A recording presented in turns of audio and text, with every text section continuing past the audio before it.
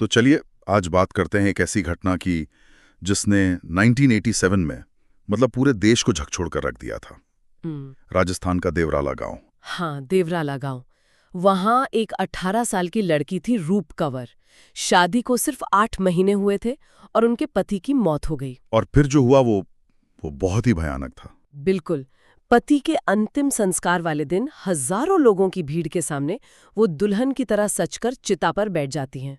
और सबसे सबसे ज्यादा चौंकाने वाली बात यह थी कि वहां हजारों लोग थे पर किसी ने उन्हें रोकने की कोशिश तक नहीं की। और बात यहीं खत्म नहीं हुई। इस घटना को महिमा मंडित किया गया, मतलब इसे एक महान बलिदान की तरह दिखाया गया। हाँ, उस जगह पर मंदिर बना दिया गया। बिल्कुल, एक मंदिर बना दिया गया और कुछ ही दिनों में वहां लगभग 2 लाख लोग पूजा करने पहुंच गए। इसका पॉलिटिकल असर इतना जबरदस्त था कि उस वक्त के जो मुख्यमंत्री थे, हरिदेव जोशी, उन्हें इस्तीफा देना पड़ गया। और जैसा कि हमारे सोर्स बताते हैं, ये कोई अकेली घटना तो थी नहीं। नहीं, बिल्कुल नहीं। आज़ादी के बाद मतलब 1947 से 1987 के बीच सती होने के 28 मामले दर्ज हुए थे। और ये भी मत सोचिए कि ये सब इतिहास की बातें हैं।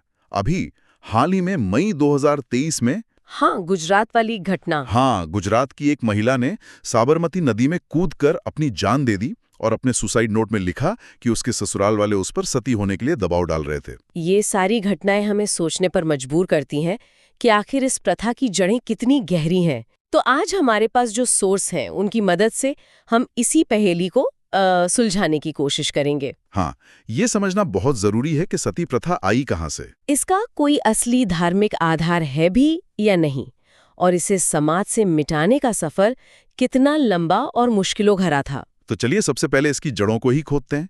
ये जो शब्द है सती, इसका मतलब क्या है? सोर्स में इसका जिक्र है? हाँ, ये संस्कृत के सत्य शब्द से आया है, जिसका मतलब है एक वफादार, एक गुणी पत्नी। और पौराणिक कथाओं में इसे भगवान शिव की पहली पत्नी देवी सती से जोड़ते हैं। देवी सती। हाँ। और देखिए यही सबसे बड़ा कंफ्यूजन है। कहानी ये है कि देवी सती ने अपने पिता दक्ष के यज्ञ में अपने पति शिव का अपमान होते देखा और खुद को योगाग्नि में भस्म कर लिया था। सही है। लेकिन यहाँ एक बहुत जरूरी फर्क समझने वाला है, जिसे इतिहासकार भी रेखांकित करते हैं। सती प्रथा में एक विधवा अपने पति की मौत के बाद उसकी चिता पर जलती है। अच्छा। देवी सती विधवा नहीं थी और उन्होंने पति की चिता पर आत्मदाह नहीं किया था। उनका कदम अपने पति के सम्मान की रक्षा के लिए था। मतलब दोनों में जमीन आसमान का फर्क है। कमाल है। यानी जिस कहानी को इस प्रथा का आधार माना जाता रहा, वो असल में कुछ और ही थी।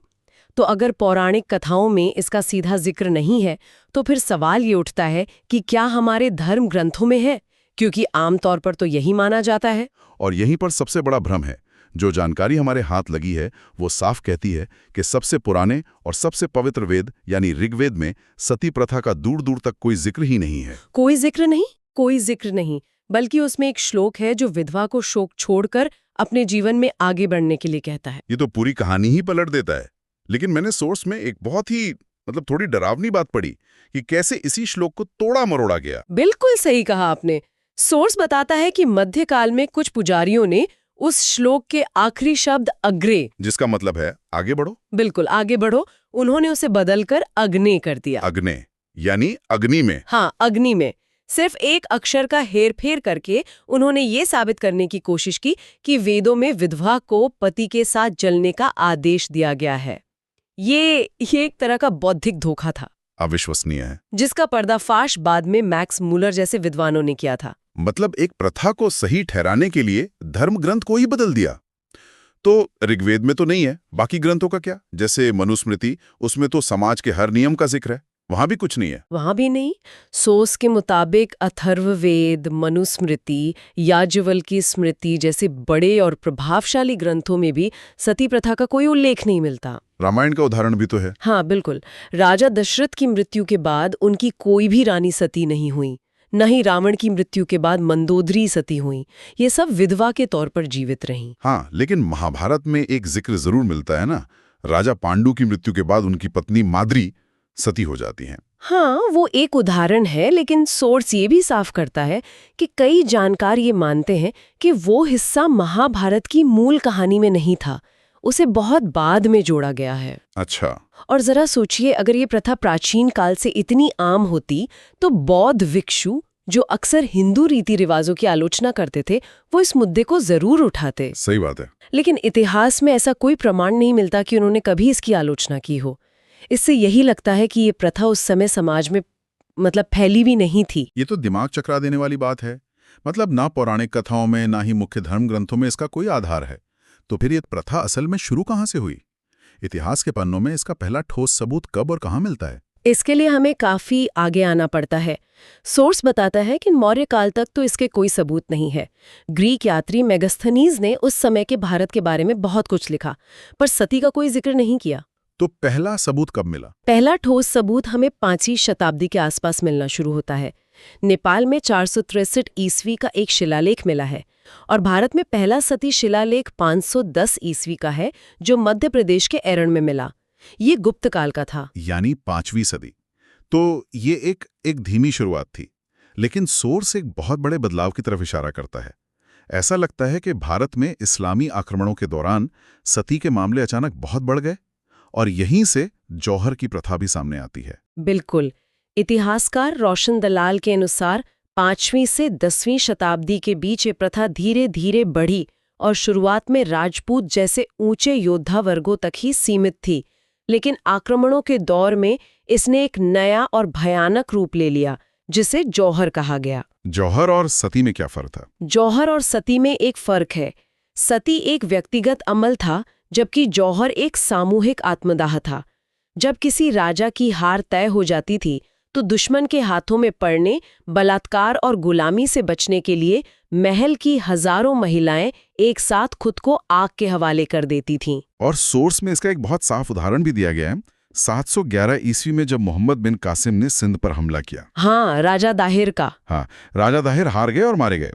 इसके बाद उनकी पत्नी रानी बाई ने महल की बाकी महिलाओं के साथ जौहर कर लिया। वहीं राजा दाहिर की जो दूसरी पत्नी और बेटियां थीं, उन्हीं बंदी बना लिया गया। इसी के बाद हमें वो सब बड़े उदाहरण मिलते हैं, जैसे चित्तौड़गढ़ में रानी पद्मावती का जौहर और कर्नाटक के कंपली साम्राज्य का जौहर। और धीरे धीरे इन घटनाओं का महिमा मंडन शुरू हो गया। सती और जौहर करने वाली महिलाओं को देवी का दर्जा दिया जाने लगा, उनके मंदिर बनने लगे, उनकी पूजा होने लगे। और ये महिमा मंडन इतना गहरा था कि समाज में बड़े अजीब विरोधाभास पैदा होने लगे। सोर्स में अहिल्याबाई होलकर का जिक्र है, जिन्हें हम आज एक मजबूत स्वतंत्र शासक के तौर पर याद करते हैं। एक नारीवादी प्रतीक मानती हैं। हाँ, एक नारीवादी प्रतीक। लेकिन वो भी अपनी ही बेटी को सती होने से नहीं रोक पाई। ये दिखाता है कि सामाजिक दबाव कितना ज्यादा रहा होगा। एक और उदाहरण सिखों का है। तीसरे गुरु अमरदास साहब ने सती प्रथा का कड़ा विरोध किया था। हाँ। लेकिन सदियों बाद 1839 में जब महाराजा रंजीत सिंह की मृत्यु हुई, तो उनकी 4 रानियों ने सती प्रथा का पालन किया। ये दिखाता है कि ये प्रथा समाज में धर्म और तर्क से भी ऊपर उठकर कितनी गहराई तक अपनी जड़ें जमा चुकी थी। और ये गहरी जड़ें ये विरोधाभासों से भरी थी। इसी को और समझने के लिए हमें शायद औपनिवेशिक काल को देखना होगा, क्योंकि सोर्स बताता है कि उस दौरान तो ये मामले आसमान छूने लगे थे, खासकर बंगाल में। ऐसा क्यों? ये एक बहुत जरूरी सवाल है। मतलब जितने मामले पूरे प्राचीन और मध्यकालीन इतिहास में नहीं मिलते, उससे कहीं ज्यादा सिर्फ उस एक दौर और एक प्रांत में क्यों? उमा नारायण की किताब का हवाला देते हुए सोर्स इसके पीछे 3 मुख्य कारण बताता है। पहला, बंगाल के लोगों का ये मजबूत विश्वास कि सती प्रथा वेदों के हिसाब से सही है, जो कि जैसा हमने अभी देखा एक गलत धारणा थी। और दूसरा कारण तो और भी भयानक है, पैसा। हाँ, एक बहुत बड़ा आर्थिक कारण था। विधवाओं की संपत्ति हड़पने के लिए परिवार वाले ही उन्हें जबरन सती होने पर मजबूर कर देते थे। मतलब ये लालच था। लालच।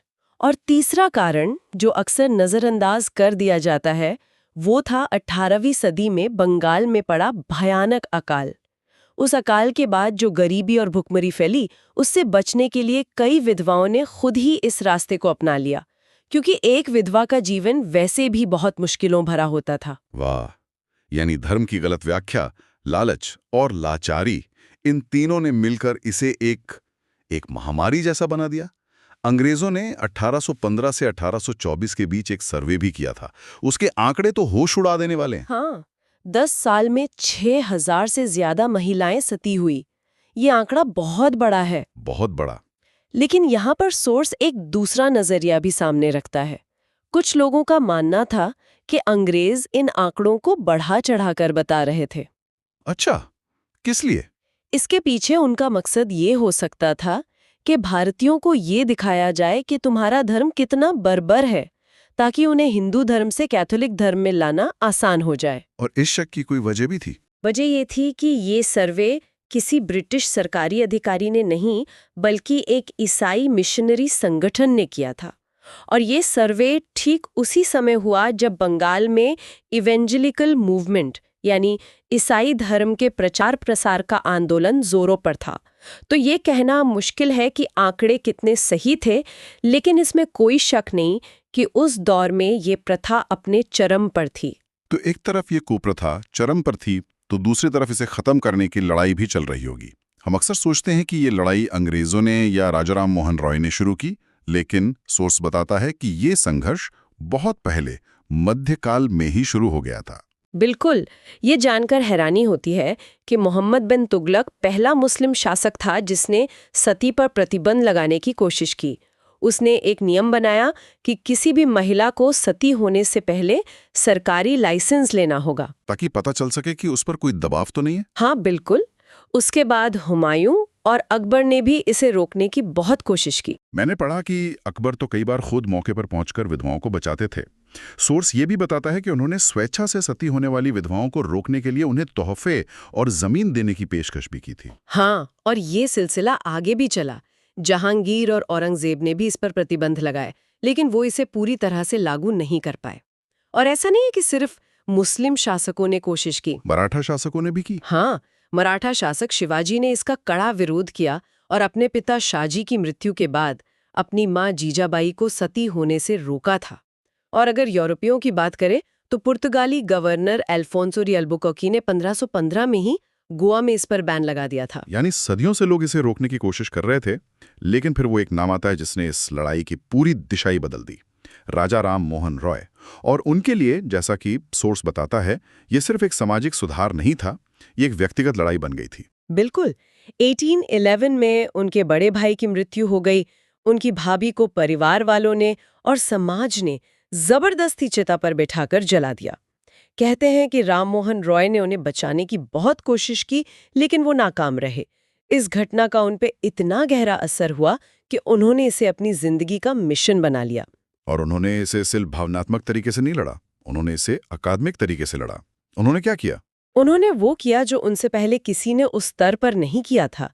उन्होंने सभी हिंदू ग्रंथों का, वेदों का, स्मृतियों का, पुराणों का गहरा अध्ययन किया और तर्कों और सबूतों के साथ ये साबित किया कि किसी भी मूल ग्रंथ में सती प्रथा का अनिवार्य रूप से उल्लेख नहीं है। तो उन्होंने लोगों को जागरूक करना शुरू किया। हाँ, उन्होंने लेख लिखे, बहसें की और कैथोलिक मिशनरियों के साथ मिलकर लोगों को जागरूक करना शुरू किया। वो सीधे गवर्नर जनरल विलियम बेंटिंग के पास गए और उनसे इसे खत्म करने की गुहार लगाई। और आखिरकार उनकी और अनगिनत लोगों की सदियों की मेहनत रंग लाई। हाँ, अंत में 1829 में बंगाल सती रेगुलेशन या सती उन्मूलन अधिनियम लागू किया गया। इस प्रथा को पूरे ब्रिटिश भारत में हत्या के बराबर का अपराध और गैर कानूनी घोषित कर दिया गया। ये एक ऐतिहासिक जीत थी। तो इस पूरी बातचीत को अगर समेटें तो सार क्या निकलता है? ये एकदम साफ है कि सती प्रथा की जड़ें हमारे मूल धर्म ग्रंथों में नहीं, बल्कि बाद में की गई गलत व्याख्याओं, सामाजिक दबाव, आर्थिक लालच और कुछ लोगों की दकियानुसी सोच में थी। बिल्कुल, सोर्स का निष्कर्ष भी यही है। आज भले ही ये कुप्रथा हमारे समाज से लगभग खत्म हो गई है, लेकिन इसकी मानसिकता कहीं न कहीं आज भी जिंदा है। जैसे दहेज के लिए हत्या, ऑनर किलिंग, पर्दा प्रथा और बाल विवाह जैसी कई कुप्रथाएं आज भी मौजूद हैं। और इन सब का आधार भी हमारी संकीर्ण सोच है, न कि हमारे ग्रंथ। ये बातचीत दिखाती है कि कैसे एक प्रथा जिसका कोई वास्तविक शास्त्रीय आधार नहीं है, वो गलत व्याख्या और सामाजिक महिमा मंडन के जरिए समाज में कितनी गहराई तक अपनी जड़ें जमा सकती है। और ये हमें आज के बारे में एक बड़े सवाल पर सोचने के लिए मजबूर करती है। क्या सवाल? यही कि आज हम किन समकालीन विश्वासों या सामाजिक प्रथाओं को बिना सोचे समझे मान रहे हैं, जिन्हें शायद आने वाली पीढ़ियां उसी तरह अविश्वास और हैरानी की नज़र से देखेंगी जैसे आज हम सती प्रथा को देखते हैं।